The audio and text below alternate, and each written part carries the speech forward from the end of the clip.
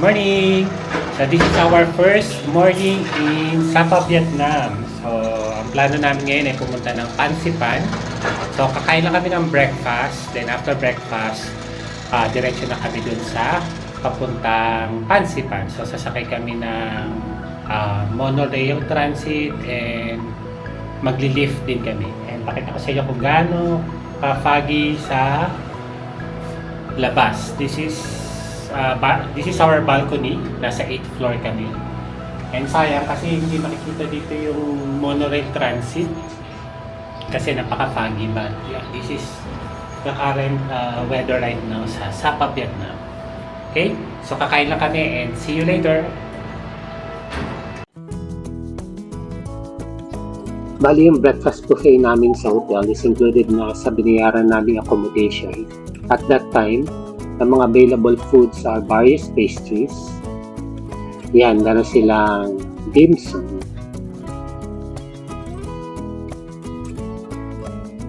Then, sweet potato, mainit-init pa, sweet corn. So yan, tinikman namin yan. Then, dito sa tray na to, meron siyang mixed vegetables and black beans. So, hindi ako kumuha ng black beans, hindi siya appetizing. Then this time, meron sila dyan na chow mein. And yan, kumuha ko ng marami kasi masarap siya. Then, ito naman yung vegetable salad station. So, pwede ka mag-mix and match dyan. So, merong Japanese sushi rolls. Then, may mga desserts and fruits like mandarin, meron silang passion fruit, watermelon, banana. Then makikita nyo rin dyan yung cereal station. So may mga iba't ibang cereals. Then ito naman yung frying station. So dito pwede kang mag-request ng gusto mong egg omelette. Then meron din sila mga hot and cold drinks na pwede mong pagpilian. So may coffee, hot chocolate, milk. Of course, meron silang fried rice, bacon and hot dog, may pork stew. At syempre, dahil Asian tayo, di mawawala ang steamed rice. So meron din sila dyan na potatoes, then chicken curry, stir-fried pork with vegetables, may chicken soup, and congee na may mga options na toppings like peanuts, salted egg, ground pork, and green onions. And syempre, hindi mawawala ang fast station dahil nasa Vietnam Street. Kaya ano pang hinihintay namin? Kain na!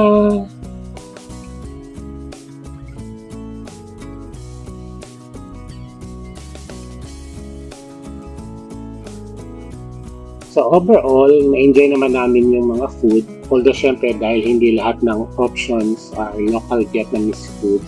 Yung iba na familiar na kami sa lasa, medyo bland lang yung timpla nila. So yung mga sumunod na kuha namin ng mga food, pinili na lang namin kung ano yung mas na-enjoy namin na kainin.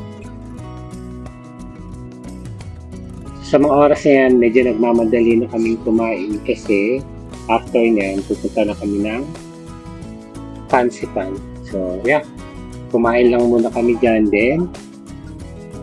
Bumalik kami sa hotel para mag-fix na aming sarili and mag-ready na papunta sa Pansipan.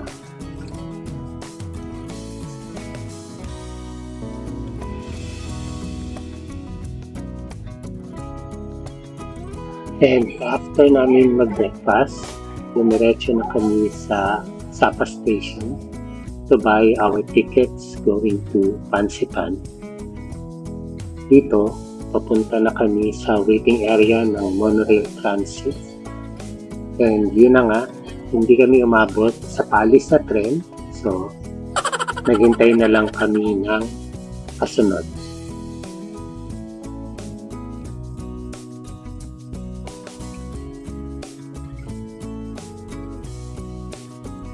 finally, nakasakay na kami sa loob ng monorail train at nakipag-unahan pa nga ako para lang makapwesto sa mismong unahan ng train para mas maganda ang pag-capture ko ng videos while moving up to the Fansipan Cable Car dropping station.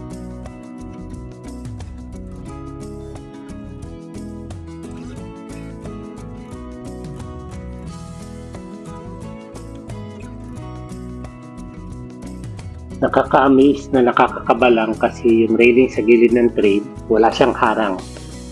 Saka sayang, napaka-foggy ng weather sa labas so wala rin kaming nakitang magagandang view. Unlike kapag summer, napakaganda ng tanawin sa labas habang nakasakay ka sa monorail train.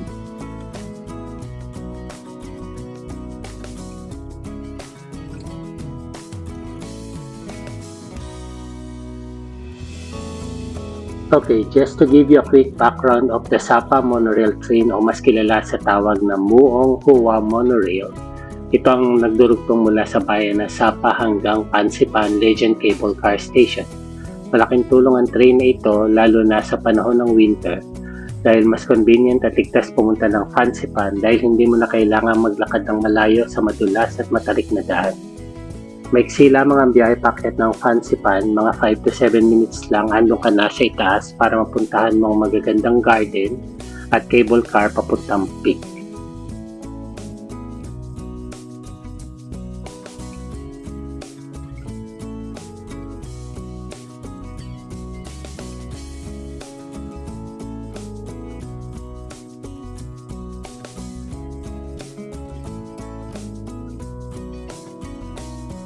At after a few minutes, nakarating na rin kami sa Fansipan Legend Cable Car Station.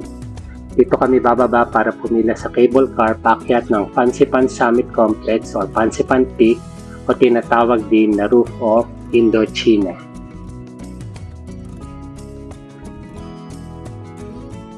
Okay, so next is maki-cable car kami. So tapos na yung monorail. Then magla-line up kami dito for cable car. Na kami, medyo mahaba since it's already past 9 in the morning so marami ng tao but this is good kasi hindi naman weekend pag weekend kasi sobrang haba talaga ng pila. Okay, later ulit pag nasa cable car.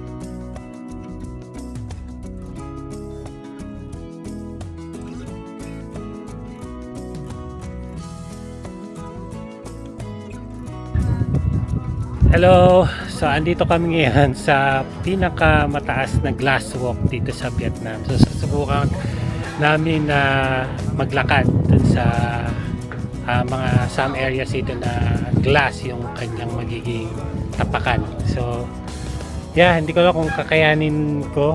So, tingnan na lang natin at kung makakapag-video ko. Pero gusto ko lang pakita sa inyo yung lugar kung nasan kami ngayon. Wow, look at that. Yeah. And rainbow stairs. Then mountain view. Yeah, dun sa left side na yon, dun mag-start yung glass walk. So, yeah, face the fear. See you later.